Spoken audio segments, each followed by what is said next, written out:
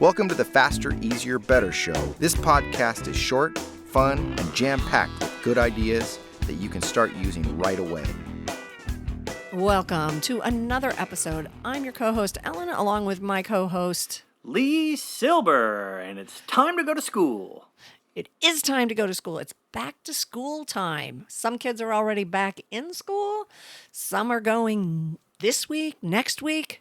So let's talk about how you can make this school year productive and efficient. Or maybe it's just the first month back, but let's talk about some tools that you can put into your household to make things run more efficiently, if that's a thing that actually can happen.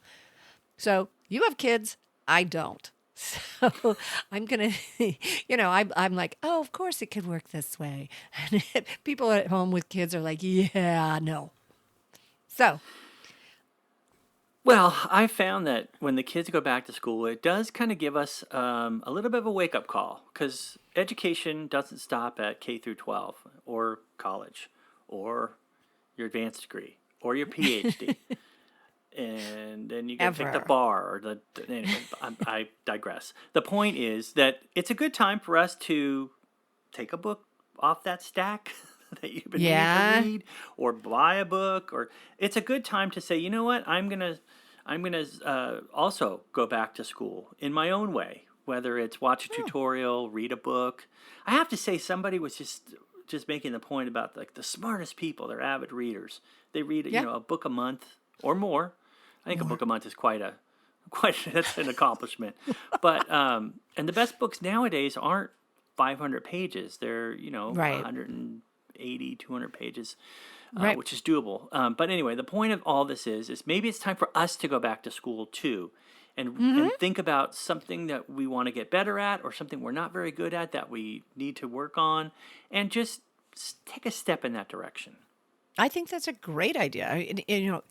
YouTube is your friend for most of that stuff. I know you use YouTube a lot to do home repairs, but it's the same thing. I was on a long road trip, and I was thinking a lot about what comes next. What do I want to be doing? And one of the weird things I want to learn is how to juggle, and just for fun, just so I can do it. And I was on YouTube, and there is hundreds of tutorials for juggling.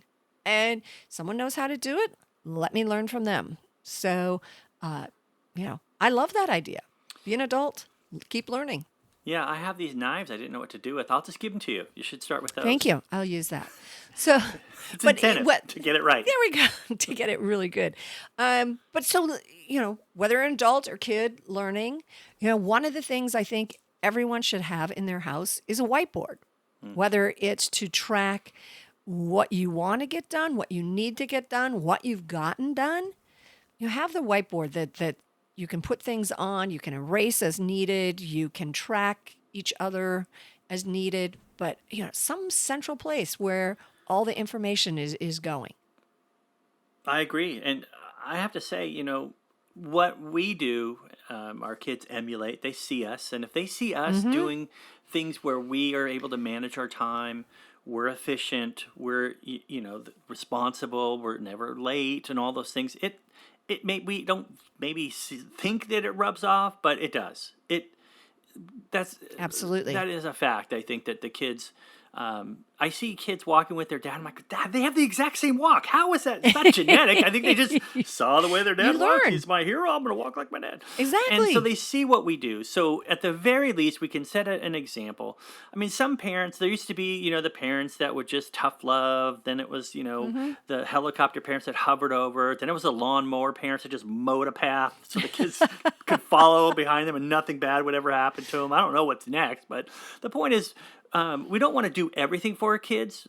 We want them to learn how to schedule themselves, how to make sure their homework, they don't wait till the last minute to do it. At the beginning of the school year, they could set a good, just for all of us, set a good starting point of how they're going to handle the year.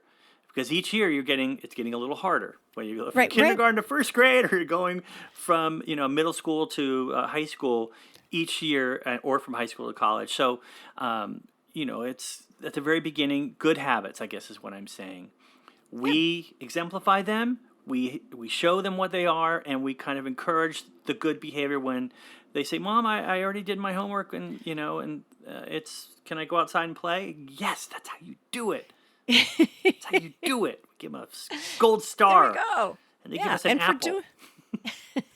For doing homework, one of the things that I want, because I'm such a big fan of this, and it's kind of weird. We talk about for adults putting on noise canceling headphones, but kids can use that idea too. But I believe in taking it a step further, because this is what I do. I have construction headphones, and unlike your regular noise canceling headphones, which cost a lot of money, and you can take phone calls with them and you can listen to music and get distracted. Construction headphones, they're $20 at any hardware store. Buy them online, and you can't hear anything, and you can't get distracted, and everyone knows that you're focusing with them on. $20. They'll last a whole year.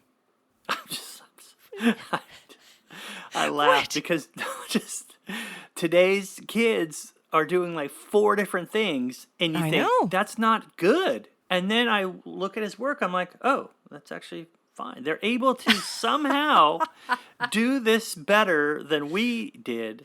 I say this as a little bit of a older person, but it's still, I don't think, as good as if you just focus on the task at hand. Oh, yeah. I'm with you. Yeah. All right, so it's back to school time. Set good examples. Keep learning for yourself. Block out the distractions, and then be back with us again next week for another episode.